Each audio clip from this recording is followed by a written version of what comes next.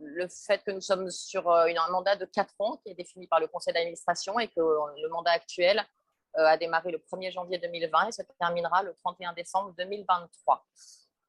Et nous agissons donc sur 3 pôles, mécénat en France, mécénat à l'international, mais porté par des structures basées en France, et un pôle culture qui est notre espace d'exposition.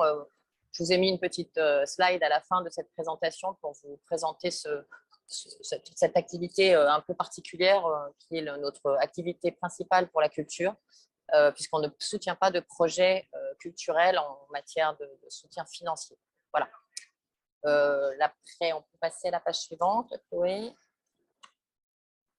Les instances de gouvernance de la Fondation, il y en a 3 principales. C'est le conseil d'administration qui soutient des projets nationaux avec des soutiens supérieurs à 100 000 €.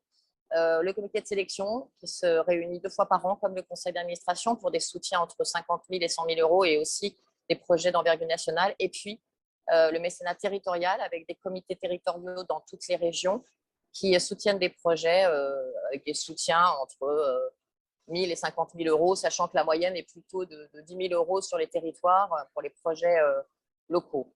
Et un comité territorial international qui est donc pour les projets soutenus à l'étranger, qui ont une spécificité, qui sont des projets uniquement d'accès à l'énergie pour permettre l'accès aux biens essentiels. Donc, ce n'est pas exactement les mêmes types de soutien qu'en mécénat France. Les domaines d'intervention de la Fondation, sur la page suivante, c'est donc l'environnement, l'éducation et l'inclusion. Mais évidemment, sur ces 3 domaines, on ne soutient pas tout. Alors, sur l'environnement, on a 2 sous-domaines qu'on a appelés les climat et biodiversité, qui sont le climat et la biodiversité. Avec, c'est pareil, je vous l'ai mis en annexe, les types de soutien, les types de projets soutenus en climat, c'est toutes les actions de sensibilisation aux problématiques de changement climatique et au changement de comportement.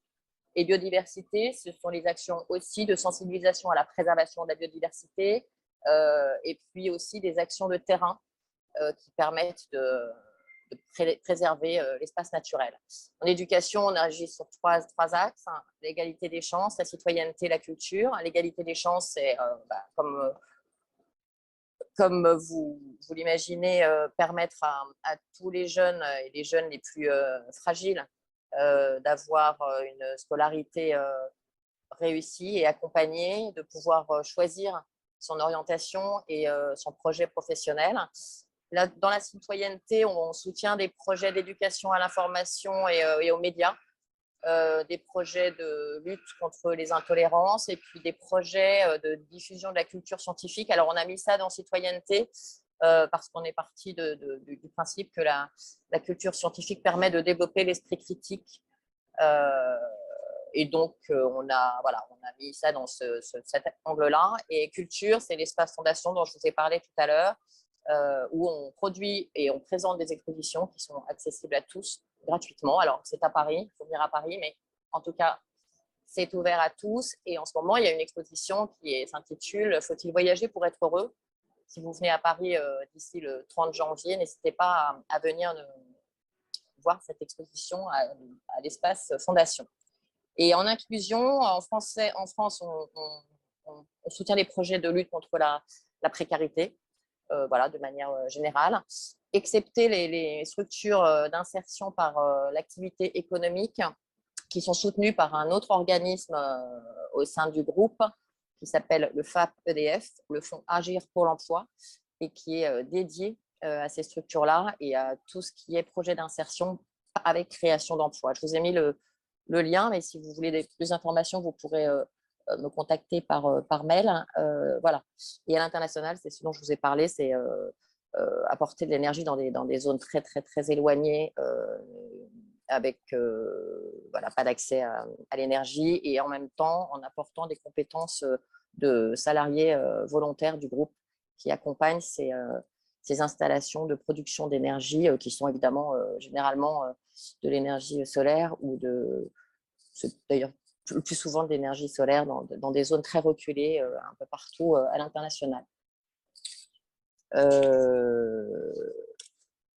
Le mécénat territorial, qui est donc une des modalités d'action de la Fondation, c'est un dispositif qui a été lancé en janvier 2020 et qui a pour objectif de soutenir des projets à impact local et portés par des structures qui sont ancrées dans les territoires. Avec une organisation déconcentrée, à la Fondation, il y a des responsables de région, comme moi pour l'Occitanie, mais on est 3 et on a chacune plusieurs régions dans notre banette.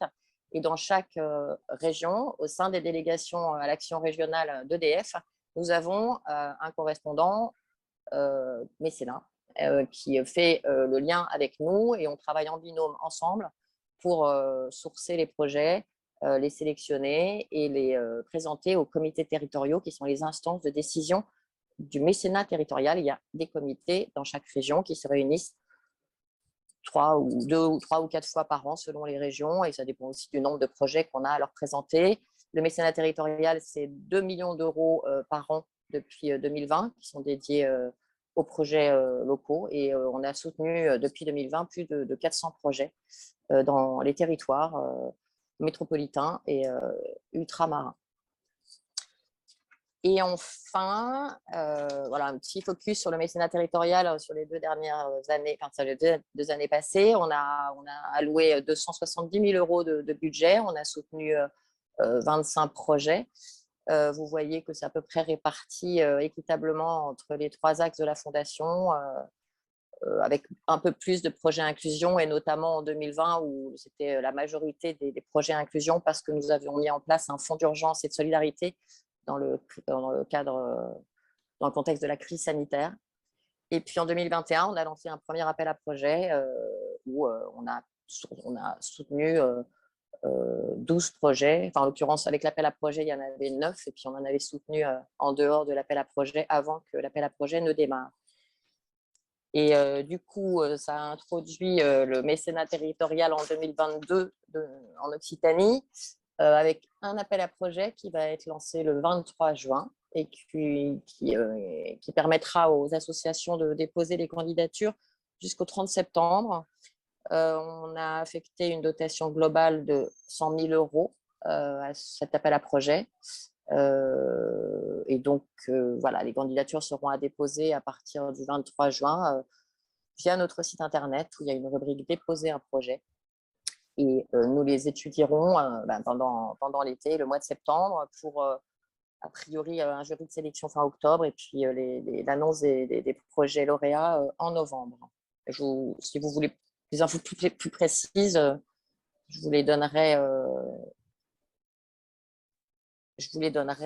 par mail ou par téléphone si vous pouvez me joindre. Et je vous ai mis les contacts pour l'Occitanie qui sont donc moi en tant que responsable de région et Nathalie Berlatry qui n'a pas pu se joindre à nous mais qui est votre correspondante locale au sein de la délégation régionale d'EDF. Voilà. Maintenant, je vous laisse me poser les questions. Je vous ai mis en annexe le type de projet soutenu un peu plus en détail, les conditions d'éligibilité que je n'ai pas rappelées, mais que vous avez eu dans le guide du porteur de projet que Chloé a dû vous envoyer, et puis une petite présentation de l'espace Fondation dont je vous ai parlé tout à l'heure. Voilà.